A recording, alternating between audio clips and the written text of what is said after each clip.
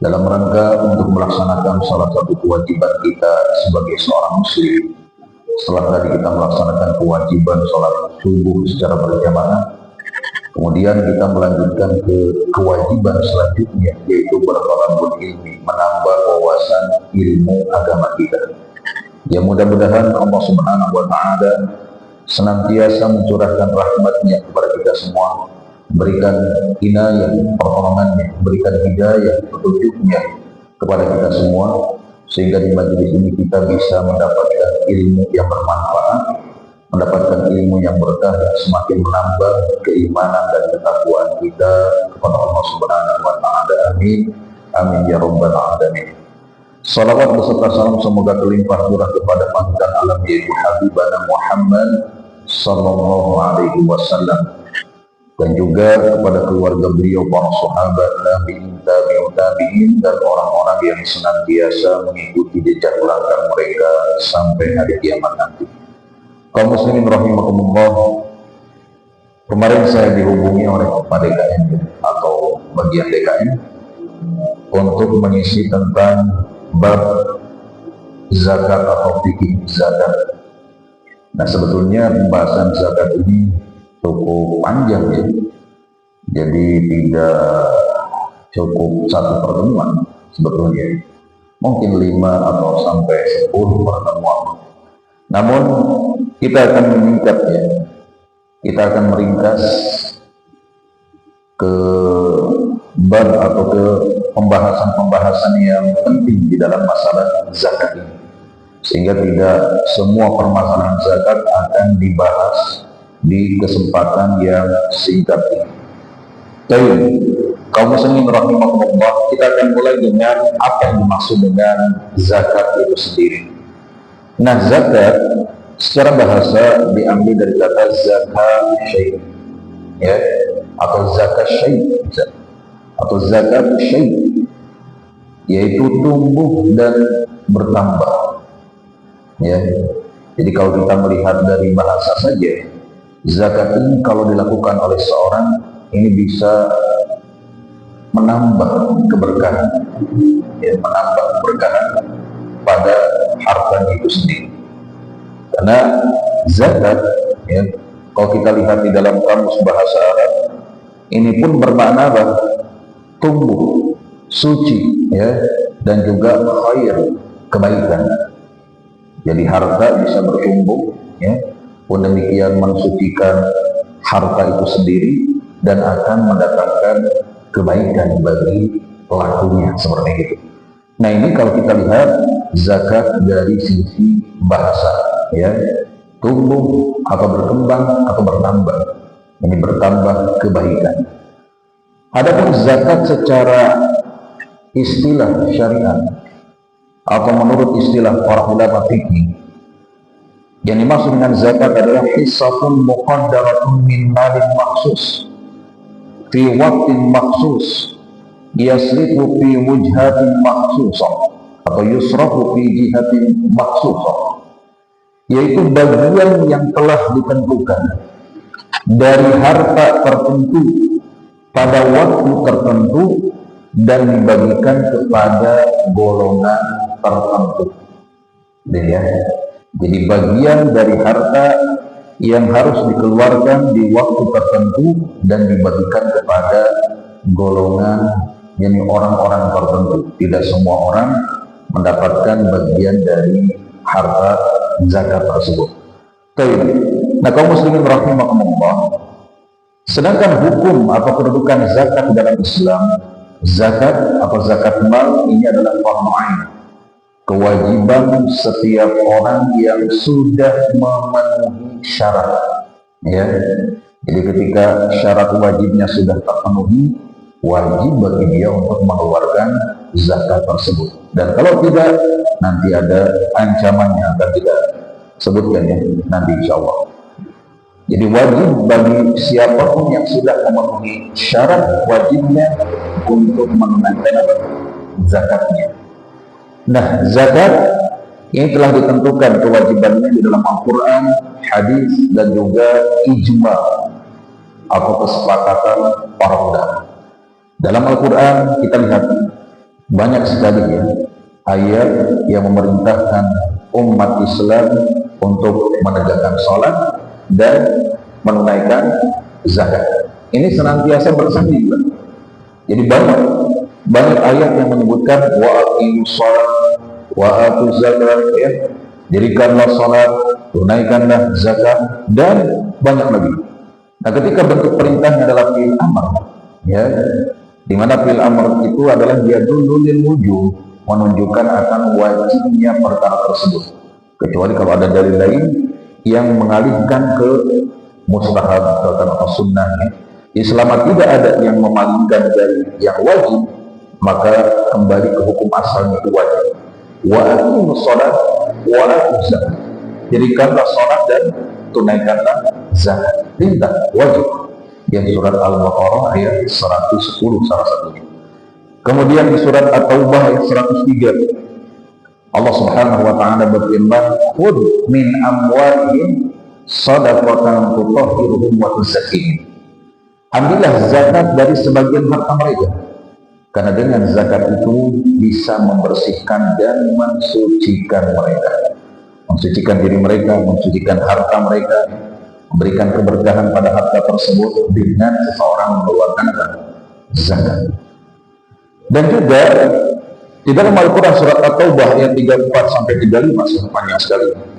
Intinya di ayat tersebut, ya, Allah Subhanahu wa taala mengancam siapapun yang tidak mau mengeluarkan zakatnya, enggak mengeluarkan zakatnya, padahal ini adalah wajib bagi dia, sudah terpenuhi syarat baginya untuk mengeluarkan zakat, tapi dia tidak mau, maka diancam dengan siksaan yang pedih di dalam neraka. Kita lihat Allah berfirman, walladzina yaknizuna adh-dhahaba wal fiddata wa la yunfiqunaha fi sabilillah fabashshirhum bi'adzabin alim. Dan orang-orang yang menyimpan emas dan juga perak dan tidak mau menafkahkannya di jalan Allah, tidak mau mengeluarkan zakat emas dan perak tersebut, tidak mau mengeluarkan zakat harta tersebut, maka beritahukan kepada mereka bahwa mereka akan mendapatkan siksa yang pedih. Apa siksa tersebut? Yauma yuhma 'alaiha fi nari jahannam fataqwa biha jibahuhum wa junubuhum wa zuhuruhum hadza ma kanaztum li anfusikum fadhuqu ma kuntum taknizun. Lalu dibakar dengan apa? Pada hari dipanaskan emas perak itu dalam neraka jahanam, lalu dibakar dengannya dahi dan mereka. Jadi dahinya dibakar dengan api neraka. Lambung dan punggung mereka pun sama dibakar.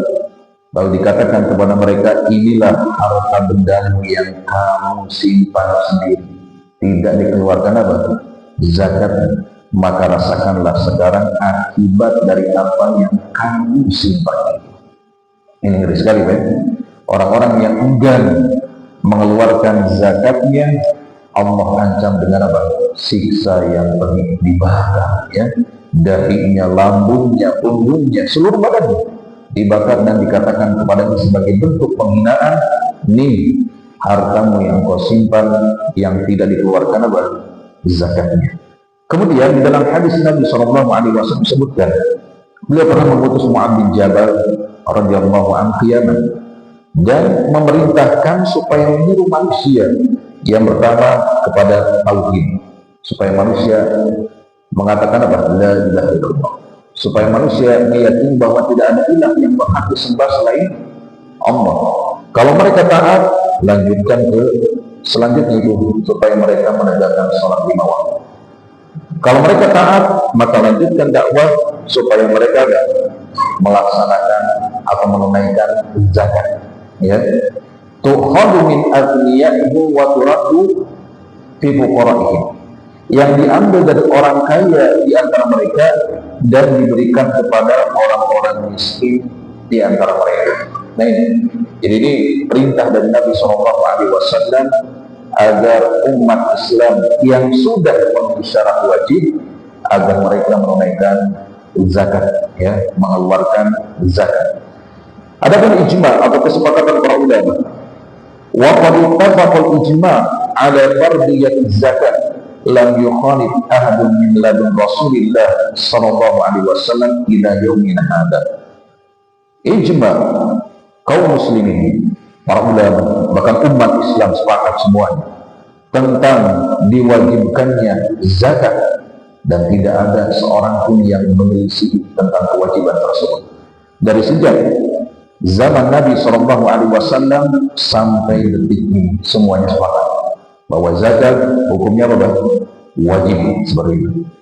Tapi kaum muslimin rahimakumullah. Kemudian kedudukan zakat di dalam agama Islam. Dikatakan di sini, "Zakatu ruknun min arkanil Islam khamsah, wa hiya thalithatu da'imil Islam ba'da syahadatain wa shalah." Zakat adalah salah satu rukun Islam yang 5, dan zakat merupakan pilar Islam ketiga dalam rukun Islam, ya, setelah syahadat dan shalah. Jadi kedudukannya luar biasa, ya. Syahadat ini yang pertama, kemudian sholat, kemudian setelah itu apa? Zakat, ya. Bahkan tadi saya katakan zakat ini senantiasa disandingkan dengan perintah untuk melaksanakan apa? Sholat, ya. Waqimus sholat wa atuz zakat, atau banyak ayat yang lainnya.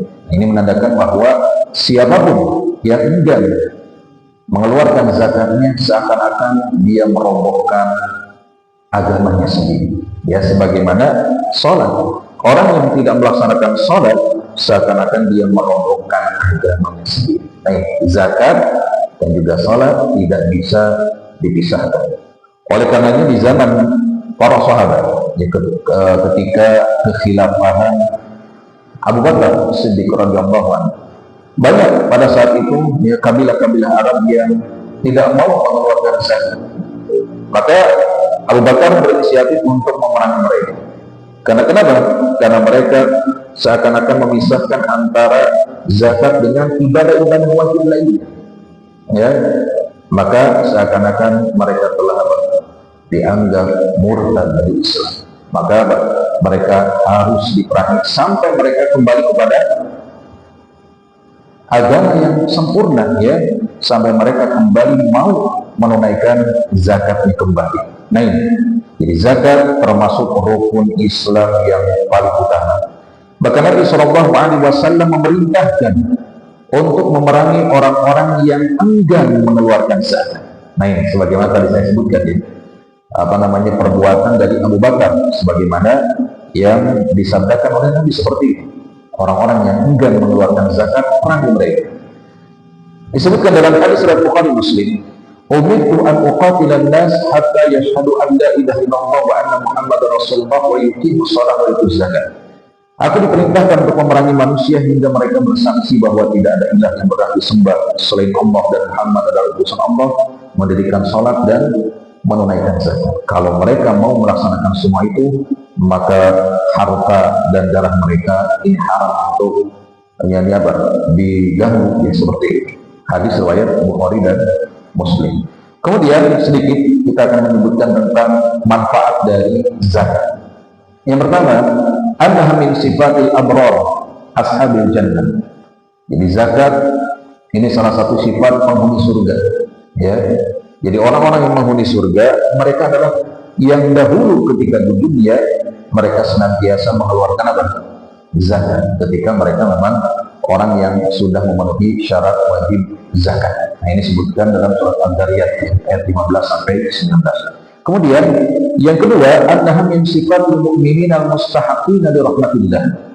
Orang yang mengeluarkan zakat, ya, ini adalah salah satu sifat orang mukmin yang berhak mendapatkan rahmat dari Allah, mendapatkan kasih sayang dari Allah Subhanahu wa taala.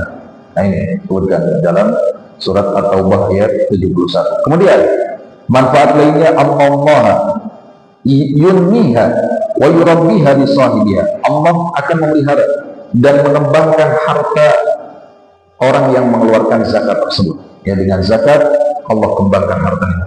Allah berikan keberkahan pada harta tersebut. Kemudian Allah yudillu sahibaha min hurri yaumil qiyamah.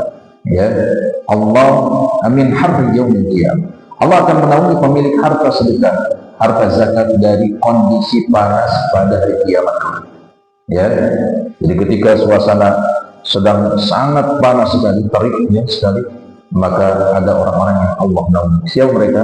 Di antaranya orang-orang yang mengeluarkan zakatnya di selain Bukhari Muslim. Kemudian yang selanjutnya, annahatu zakil iman wa tunmihi wa taftahu li sahibihi abwaab rizq. Jadi zakat bisa mensucikan hartanya, mengembangkan dan membuka pintu-pintu rezeki lainnya. Ya, ketika dia mengeluarkan harta karena Allah, maka Allah pun akan membantunya. Allah pun akan memberikan kecukupan kepadanya, bahkan membuka pintu-pintu rezeki lainnya. Ya, ini dasarnya keimanan.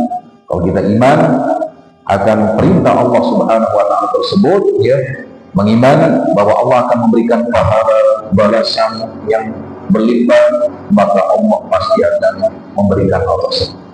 Ya, harus yakin akan membuka pintu-pintu rezeki kepada orang yang mengeluarkan zakat. Kemudian zakat bisa mendatangkan berbagai macam kebaikan dan juga bisa menolak berbagai musibah, ya, seperti itu. Dan juga zakat bisa menghapus kesalahan dan dosa. Dan masih banyak di sini disebutkan tentang manfaat dan keutamaan dari mengeluarkan zakat. Kemudian kaum muslimin rahimakumullah, nah sedikit di sini dijelaskan tentang hukum orang yang menolak mengeluarkan zakat dan juga vonis atau hukuman bagi pelakunya. Dikatakan di sini para ulama sepakat siapapun ya yang mengingkari kewajiban zakat, maka ia sama seperti orang yang mengingkari kewajiban apa? Sholat. Sama-sama dihukumi apa?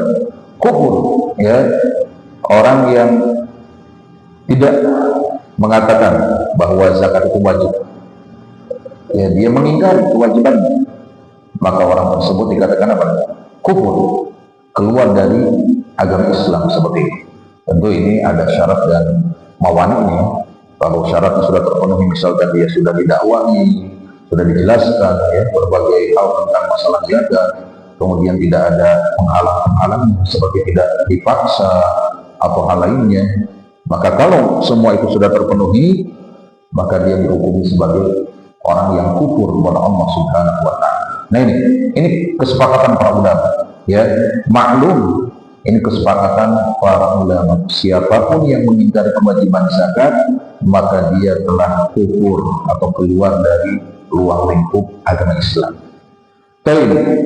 Kemudian adapun bagi orang yang mengakui kewajiban zakat, namun dia enggan menunaikan, jadi dia yakin bahwa zakat ini wajib dalam Islam.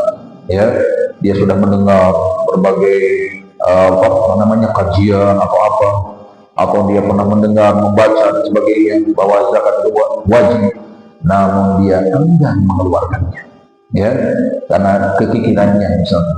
Sayang kalau dikeluarkan seakan-akan akan mengurangi apa? Hartanya.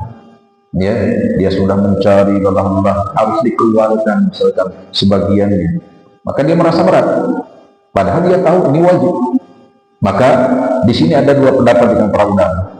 Seperti pendapat pertama dari Imam Ahmad yang mengatakan bahwa orang yang seperti ini, yang meyakini kewajibannya namun enggan mengeluarkan zakatnya, maka dia dihukumi kafir menurut Imam Ahmad, ya, seperti itu. Berdasarkan surat At-Taubah ayat ke-11, ya, seperti itu.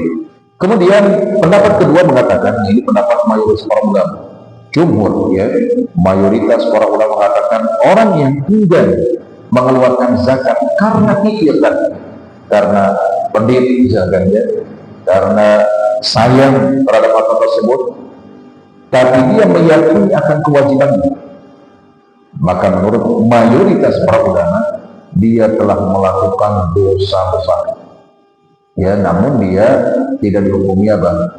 Kufur, ya, belum dikatakan murtad atau keluar dari Islam, namun dihukumi dosa besar yang akan mendapatkan ancaman siksa neraka, seperti ini. Nah, ini menurut apa? Jumhur atau mayoritas para ulama seperti ini. Kemudian dikatakan di sini, adapun hukuman bagi orang yang menolak mengeluarkan zakat secara takdir dan syariat. Secara kehidupan Orang yang enggan mengeluarkan zakat, maka Allah akan uji dia dengan kemiskinan, atau dengan kebangkrutan, atau dengan diberikannya berbagai cobaan-cobaan musibah seperti itu. Dikatakan di dalam hadis riwayat Tabrani, "Wa ma mana'a qaumun az-zakata illa btalahumullahu bis-sin."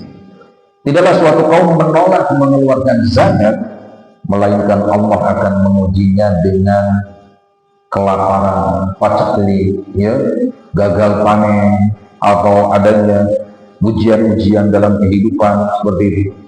Kemudian dalam riwayat yang lain, melainkan hujan akan tertahan kepada mereka. Ya, jadi hujan ini tidak kunjung turun. Ternyata banyak penduduknya yang tidak mau mengeluarkan apa? Zakat. Boleh jadi seperti itu. Ya.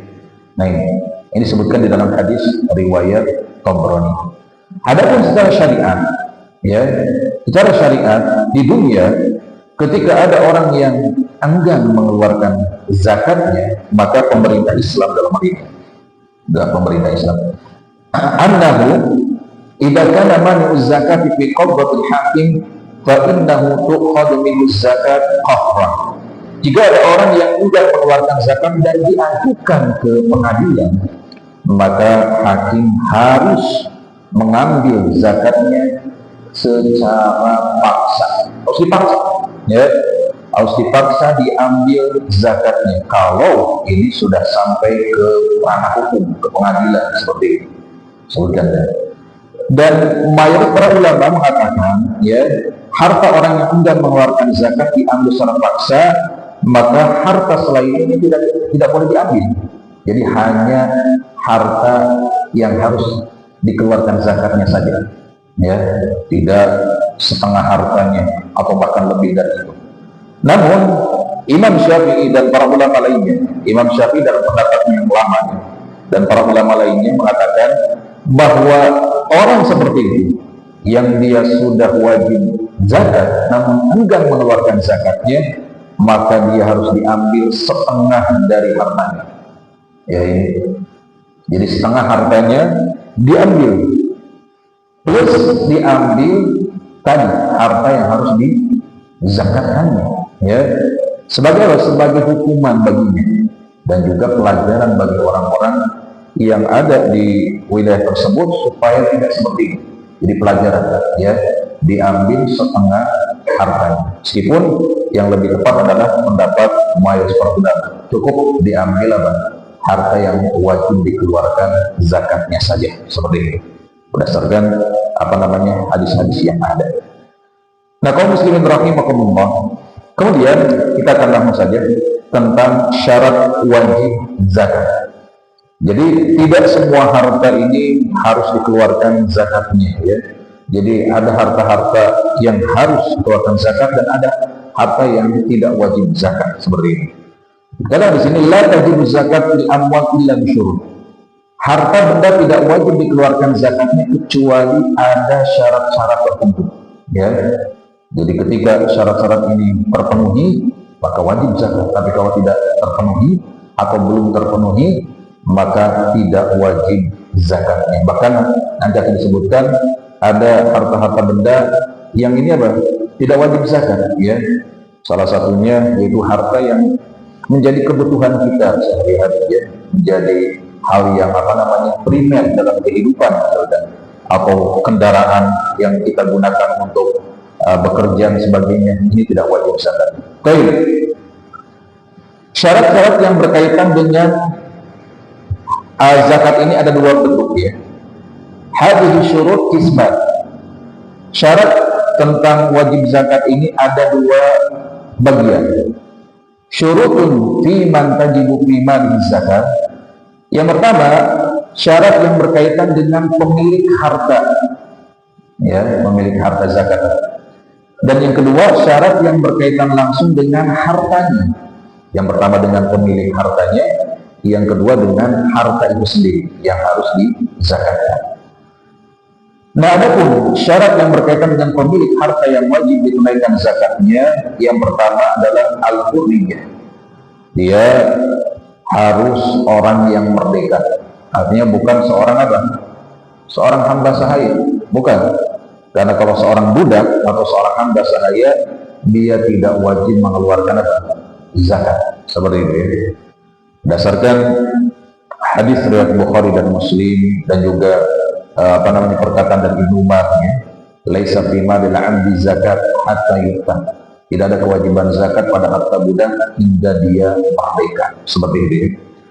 Kemudian yang selanjutnya adalah al-Islam.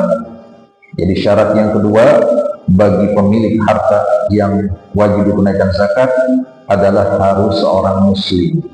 Ya. Jadi seorang muslim ini menjadi syarat dia mengeluarkan apa? Zakat. Jadi selain muslim ini tidak tidak diwajibkan ya. Jadi orang-orang non muslim, orang-orang yang bukan Islam ini tidak diwajibkan zakat. Meskipun mereka tidak diwajibkan zakat, kata para ulama mereka terkena khitab ya, atau pembicaraan tentang masalah zakat ini, bahwa dahulu di dunia ketika mereka hidup yang mereka tidak menunaikan zakat, akhirnya mereka layak memasuki neraka Saqar. Ini ya, dikatakan para ulama seperti ini. Jadi meskipun orang-orang kafir tidak wajib zakat, namun mereka terkena khitab ya, terkena khitab tentang zakat. Artinya alasan kenapa mereka dimasukkan ke dalam neraka ya, salah satunya karena mereka tidak menunaikan zakat sesuai dengan firman Allah ya.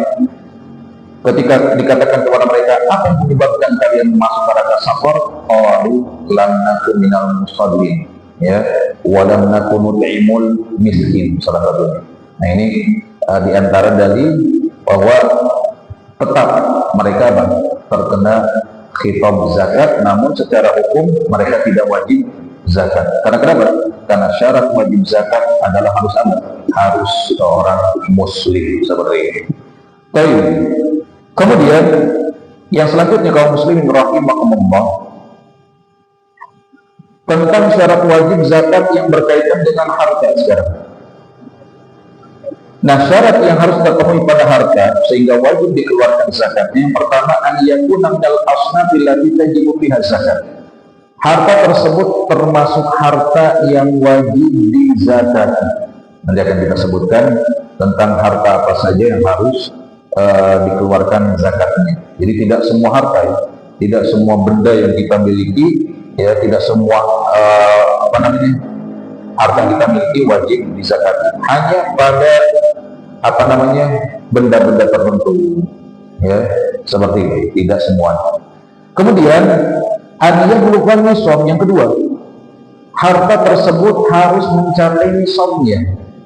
Jadi tidak sembarangan seseorang mengeluarkan zakat, harus sampai batas minimalnya ya, batas minimal baru dikatakan harta tersebut wajib zakat ya. Nanti akan disebutkan di mana misalkan emas ini hartanya itu harus mencapai 85 gram misalkan, seperti itu ya, atau zakat kambing, sapi dan sebagainya akan kita sebutkan ya di somo. Yang jelas ada batasan minimal. Nah, kalau sudah mencapai batasan minimal, dia sudah masuk kategori wajib zakat, meskipun nanti akan ada syarat yang lain. Jadi harus mencapai nisab terlebih dahulu. Nah, ini maksud dengan nisab adalah al-qadrul ladzi rataba syari wujub zakat ada bulughi. Jadi ukuran tertentu yang telah ditetapkan syariat hingga wajib dikeluarkan zakatnya jika telah mencapai nisab tersebut. Ya, harus mencapai nisab terlebih dahulu. Di mana nisab-nisab tersebut telah ditentukan oleh Nabi SAW di dalam beberapa hadisnya. Baik. Kemudian yang selanjutnya adalah an yakuna hadzal mal mamlukan, ya milkan taman. Hendaknya harta ini dimiliki secara sempurna, jadi milik sendiri sempurna ya, bukan milik orang lain, misalkan diklaim seperti itu ya. Jadi betul-betul milik pribadi, milik sendiri. Kemudian yang selanjutnya termasuk harta yang berkembang yang wajib dizakati ya. Jadi berkembang secara kuantitas seperti perdagangan, misalkan hewan ternak atau secara kualitas ya, seperti itu, seperti nanti emas, perak, seperti itu. Maka tidak ada kewajiban zakat pada harta yang disimpan untuk kebutuhan pokok seperti makanan misalkan ya, atau kendaraan, atau rumah ya, atau alat-alat masak misalkan. Ini tidak wajib zakat, tidak ada zakatnya. Jadi kenapa? Karena hal-hal itu menjadi kebutuhan primer kita dalam kehidupan, ya. Maka tidak ada zakat pada hal-hal tersebut. Seperti ini. Kemudian kaum muslimin rahimakumullah, yang selanjutnya, nah sekarang kita akan memasuki al-asnaful lati tajibu fiha zakat. Jenis harta yang diwajibkan zakat. Tadi saya katakan, tidak semua harta yang kita miliki ini semuanya harus dikeluarkan zakat. Ada jenis-jenis harta tertentu yang harus dikeluarkan zakat. Nah, di sini para ulama berbeda pendapat tentang apa saja ya harta yang harus dikeluarkan zakat. Karena di sini ada dua kelompok. Ada kelompok yang mempersempit, ya, artinya membatasi hanya sesuai yang ada tertera dalam hadis Nabi Shallallahu Alaihi Wasallam saja. Ya, dimana kalau kita lihat dalam hadis ini hanya ada 9 harta, 9 jenis harta yang harus dikeluarkan zakat. Apa 9 hal tersebut? Yang pertama al-dhahab, ya, yang pertama adalah emas, ini emas. Wal fiddah, yang kedua perak, ini termasuk nakdain, logam mulia. Kemudian yang ketiga adalah al-ibil, onta, ya, wal baqar, sapi. Kemudian yang kelima wal ghanam, kambing. Kelima. Kemudian yang keenam hintab, ya, gandum, makanan pokok, jenis makanan pokok, gandum. Syair, jenis gandum lain. Jadi gandum itu banyak jenisnya, ada hintab, ada syair, ya. Kemudian yang ke-8 adalah kurma, dan yang ke-9 adalah zabib, ya, kismis, anggur yang dikeringkan. Nah ini, jadi kalau kita melihat di dalam hadis-hadis yang ada, hanya 9 hal ini, ya, 9 harta ini yang wajib dikeluarkan zakat: emas, perak, unta, sapi, kambing, kemudian hintab, ya, dan sejenis gandum, syair sama sejenis gandum lain, kemudian kurma dan juga zabib atau kismis. Nah ini seperti itu ya. Jadi 9 saja yang disebutkan dalam hadis ya. Nah, di sana ada para ulama yang memperluas harta yang wajib dizakatkan atau dikeluarkan zakatnya. Yang pertama emas dan juga perak. Yang kedua mata uang kertas. Ya, karena kita hidup di zaman ketika transaksi kita dengan mata uang kertas yang berbeda dengan zaman dahulu seperti itu. Kemudian yang ketiga adalah barang dagangan, ya, barang dagangan kita yang berkembang, artinya menghasilkan, ini ada zakat. Yang keempat hewan ternak tadi, unta, sapi, kambing. Kemudian ada hasil pertanian, apapun itu, tidak terbatas pada gandum, kurma atau tadi kismis tadi ya. Jadi apapun, meskipun nanti akan disebutkan kalau masih ada waktu, ya, ada syarat-syarat seperti itu. Kemudian ada barang tambang, ya, barang hasil pertambangan dari produksi seperti itu. Kemudian ada barang temuan atau yang sering kita kenal di masyarakat apa? Harta karun, ya, menemukan harta karun, ini harta korun, ya. Karena korun kan diazab oleh Allah, ya, ditenggelamkan ke perut bumi, gitu, ya, beserta harta-hartanya, dan ini azab. Itu tidak mungkin harta tersebut akan ditemukan. Kenapa demikian? Karena Allah menjadikan hartanya ya sebagai bentuk azab, ya, yang tidak akan pernah dimunculkan seperti itu, ya, karena ini bentuknya siksa. Nah, maka terkenal istilah harta korun, harta karun. Nah, jadi baik para ulama mengatakan seperti itu, ya. Ada dua pendapat. Ada yang mengatakan 9, ada yang mengatakan lebih luas daripada itu, ya, tidak terbatas hanya 9 harta yang tadi disebutkan di dalam hadis Nabi Shallallahu Alaihi Wasallam. Baik, kita akan percepat. Sekarang kita akan menjelaskan tentang zakat dzahab wal fiddah, zakat emas dan perak secara singkat, ya. Nah, emas dan perak jika telah memenuhi syarat wajib zakat, ya, tadi diantaranya mencapai haul, ya, dan juga nisab, harta sendiri dan sebagainya dari syarat disebutkan, maka dia harus mengeluarkan zakat harta emas dan perak tersebut. Dan di sini disebutkan tentang nisab, ya, nisab emas dan perak disebutkan dalam hadis Nabi Shallallahu Alaihi Wasallam di Abu Daud, ya. Idza kanat laka mi'ata dirham wa hala 'alal haul fa fiha khamsatu darahim. Jika engkau memiliki 200 dirham, ya, dirham itu kan uang perak, ya, 200 dirham uang perak, dan telah mencapai haul, maka dia dikenakan 5 dirham. Oh, nah, tadi ada syarat satu yang saya ketinggalan, ya, yaitu haul, ya. Ini syaratnya haul. Jadi sudah berputar selama 1 tahun, ya, sudah berputar selama 1 tahun. Jadi ketika sudah mencapai nisab, misalkan emas 85 gram, nah, setelah mencapai nisab tersebut baru dihitung, ya, selama 1 tahun. Jadi kalau masih tetap 85 gram atau lebih, lalu mencapai haul, ya, setahun, maka barulah dia mengeluarkan zakat. Jadi bukan berarti apa? Setelah mencapai 85 gram langsung dikeluarkan, tidak, tapi harus menunggu selama berapa? 1 tahun terlebih dahulu, yang namanya haul. Jadi jika engkau memiliki 200 dirham uang perak dan telah mencapai haul, ya, berjalan selama 1 tahun, maka dia dikenakan 5 dirham untuk zakat. Dan kau tidak terbebani apa-apa dalam kepemilikan emas kecuali jika telah mencapai 20 dinar. Jika engkau memiliki 20 dinar, maka dia dikenakan setengah dinar. Di 20 dinar, setengah dinar. Kemudian dalam hadis, laisa bima duna khamsi awakin minal waraqi shadaqah atau minal warithi shadaqah.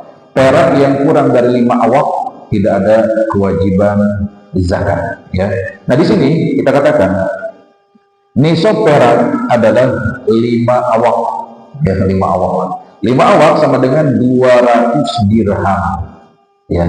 Kalau digramkan sekitar 595 gram, ya. Atau ya kita katakan 600 gram perak, ya. Jadi kalau sudah mendapati 600 gram perak, maka dia harus mengeluarkan zakatnya, yaitu sekitar 15 gram perak, ya. Jadi zakatnya sekitar berapa? 15 gram perak. Nah, ini dari batas minimal 600 gram perak tersebut. Jadi hanya mengeluarkan 15 gram. Mungkin bagi sebagian orang merasa berat, ya. Dan harga perak ini kalau kita lihat stagnan, ya, dari dulu. Artinya tidak, ini berbeda dengan harga apa? Emas. Kalau harga emas sekarang lagi ugal-ugalan, betul nggak? Lagi mahal sekali emas. Yang mungkin tahun lalu masih 1 juta atau 950, sekarang sudah hampir 2 juta, Pak. Sudah hampir 2 juta. Ini mas. Ada perak biasa stagnan, paling 10.000, 1 gram itu apa? 10.000. Beda dengan emas, ya, jauh sekali. 2 juta sama 10.000 atau 15.000, ya, seperti itu. Jadi perak ini sangat sangat stagnan, ya, harganya, sangat ringan harganya, hanya 15.000 atau 20.000 paling mahal seperti itu. Makanya dikatakan oleh para ulama, ya, ketika uang ini dikiaskan kepada emas atau perak, maka di sini ada 2 pendapat dengan para ulama. Jadi ada yang mengatakan bahwa zakat uang ini hendaknya dikiaskan kepada perak, jadi lebih ringan, ya, lebih cepat untuk dikeluarkan dan lebih bakal bermanfaat untuk kaum muslimin. Berbeda dengan kalau dikiaskan dengan perak, ya, harus sampai 85 gram terlebih dahulu. ya berapa Pak? 85 gram kali misalkan sekarang hampir 1.800.000 misalnya. Ini Masya Allah ya, banyak sekali, mungkin 100 jutaan ya. Sementara ini mungkin Pak 600.000 udah wajib zakat sampai menunggu setahun ya, menunggu setahun baru mengeluarkan zakat. 600-800.000 kalau perak ya, kalau dikiaskan kepada perak. Meskipun para ulama mengatakan hendaknya dikiaskan kepada emas, namun kalau kita mau melihat maslahat yang ada, ya hendaknya dikiaskan kepada perak saja ya, lebih bermanfaat untuk kaum muslimin yang memang dalam kondisi kemiskinan dan membutuhkan zakat seperti ini. Nah, jadi zakat emas, zakat perak adalah berapa tadi? Sekitar 600 gram ya, batas minimal.